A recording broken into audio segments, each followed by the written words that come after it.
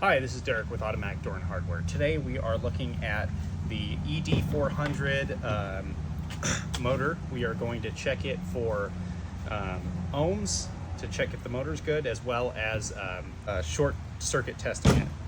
So what you're going to want to do first, before you do anything, if you have this up on your door, make sure you do not have power running to the control. Make sure your door opener is off. You're going to want to get a multimeter. We're going to set it to ohms here. And the first thing we're going to do is we are going to put one lead on each leg of the power leg, which are red and black.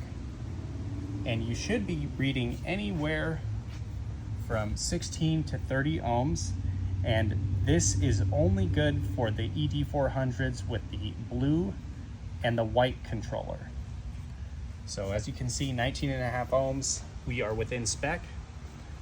So that is good. Now what we're going to do is we're going to drop one leg and we are going to check it to the case of the motor. And what we don't want to see here is a finite number.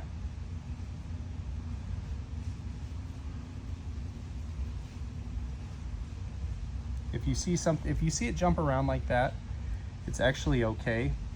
You can see here that we are running mega ohms.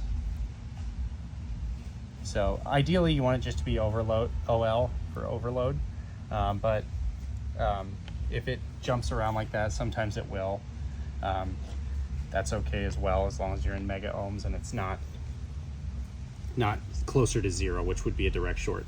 Now so the red leg was good. Now we're gonna go to the black here, check it against the case, and you can see we're still in mega ohms, so we are okay. So this motor is good. Thank you guys for watching.